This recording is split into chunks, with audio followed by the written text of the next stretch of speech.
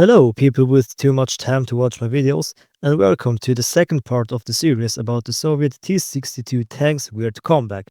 In this part, we're going to talk about the old and rusty Soviet tank that refused to die, the T-62, and its role as an unwanted guest in the Syrian Civil War and, of course, the Ukraine War. So, let's get right into it. The Syrian household war unexpectedly set the stage for the T-62M's return to combat. By the mid-2010s, Syria's army had been brutalized by years of conflict. They'd lost thousands of tanks. Yes, thousands. I couldn't believe that either, but apparently it's true. They were mostly older T-55s and T-72's, and the SAA were desperately short on armor. In 2017, Russia stepped in to bolster its allies' forces by digging into its reserve stocks. In January 2017, Russia delivered an undisclosed number of T-62M tanks to Syria. According to one report, about 10 T-62 tanks were sent under a 2016 deal. These weren't shiny new vehicles, they were Cold War leftovers hauled out of storage, but for the Syrian army they were a welcomed addition.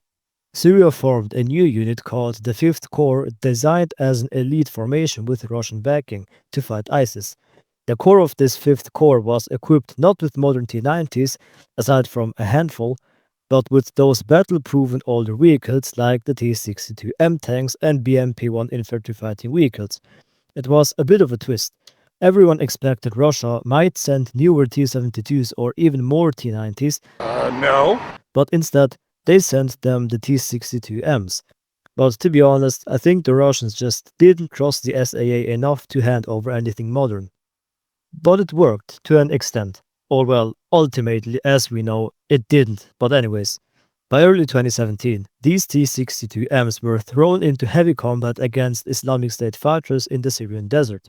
Notably, they took part in the operation to retake the ancient city of Palmyra, or as it's also known Tadmur, from ISIS. Syrian 5th Corps units with Russian advisors and T-62M tanks in support pushed east of the T-4 airbase towards Palmyra. Those tanks helped provide the firepower needed to dislodge ISIS from the historic ruins. In March 2017, Palmyra was successfully recaptured from ISIS, marking the second liberation of that city. Syrian rebel factions had received plenty of ATGMs over the years, like the US TOW and Soviet Cornet. In one engagement in 2017, a Syrian T-62M was caught in an insurgent ambush and took a direct hit from either a Konkurs or Faggot ATGM on its turret, knocking it out. In another incident in August 2019, a T-62MV delivered by Russia was damaged and captured by Hayat Tahrir al-Sham in Idlib. Photos showed it with an RPG hit. Its ultimate fate is unknown, but it may have been beyond repair. This showed us one thing.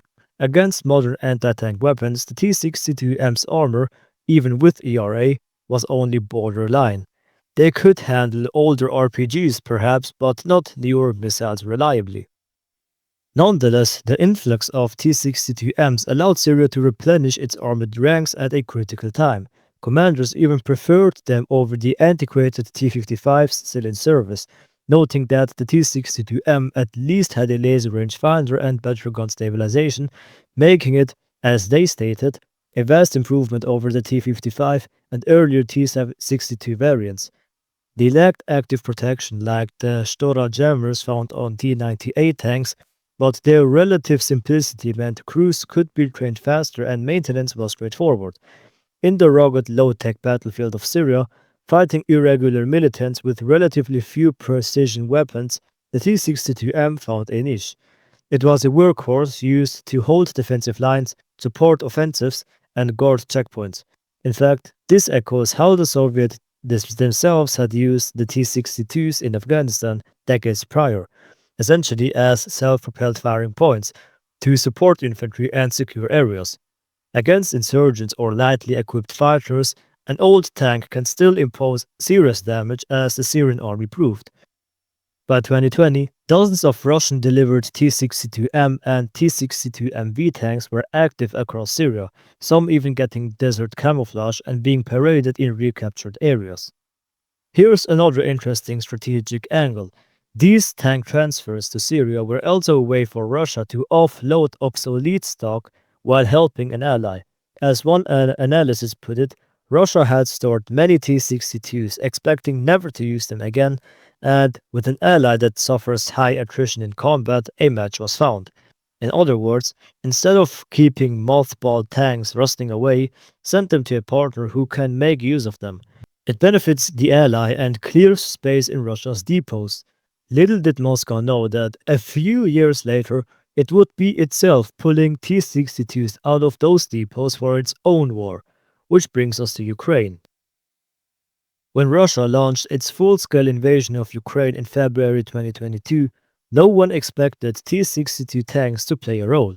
The Russian army went in with its modernized T-72B3s, T-80 variants and T-90s, but as the war ground on, Russian tank losses mounted dramatically.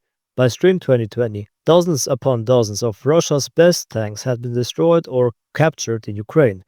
In a move that surprised many observers, Russia began pulling T-62M and T-62MV tanks out of long-term storage to make up the numbers. By May 2020, roughly 3 months into the war, trainloads of T-62Ms were spotted being shipped into Russian-occupied southern Ukraine. Photographs at Melitopol railway station in southeastern Ukraine showed multiple T-62Ms on flat cars near the front lines. It was official. The T-62M was back in action. At first, analysts debated how Russia would use these old tanks.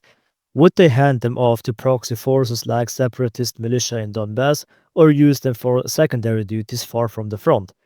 Russian sources hinted that the T-62s were intended to support infantry units and were not expected to engage Ukrainian tanks directly.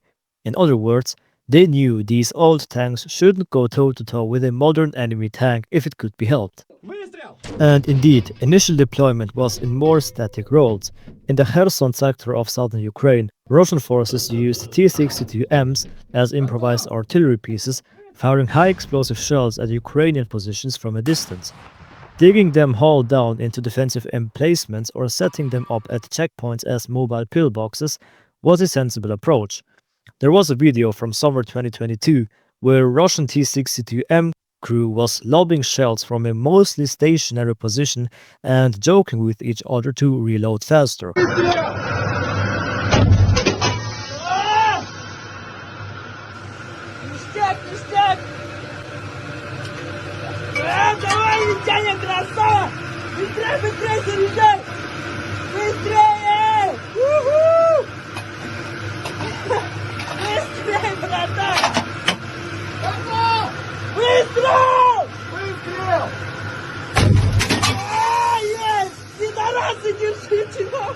Acting essentially like a self-propelled gun.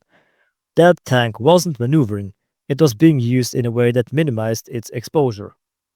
However, war often doesn't go according to plan. As Ukrainian forces gained momentum in late 2022 with Western anti-tank weapons seemingly in abundance, some T-62Ms inevitably got thrown into frontline combat. During Ukraine's Kherson counteroffensive from August to October 2022, multiple T-62M tanks were deployed by Russia on the right bank of the Dnipro River, but under pressure, many were abandoned during their Russian retreat. Ukrainian troops advancing through Kherson in October 2022 found T-62s simply left behind, some in bushes or backyards, often with their fuel or engines in poor shape. These tanks sported the typical makeshift add-ons, the turret roof, grills and side ERA. Yet, they proved no match for a modern army when used in a conventional fight. Ukrainian forces captured at least 20 of these T-62s in the Kherson region. Given these factors, Russian forces in Ukraine have tried to use the T-62M tactically in ways that play to its strengths. That usually means indirect or standoff roles. For instance, keeping the tank behind cover and using it to bombard enemy trenches or strongpoints from a few kilometers away, much like a towed gun but with armor. On defense, a duck in T-62M can be like a pillbox that's hard to spot and has a big gun to ambush advancing infantry. Offensively, Russian units have sometimes used T-62Ms in second-line roles, following behind more modern tanks or infantry fighting vehicles to provide supporting fire.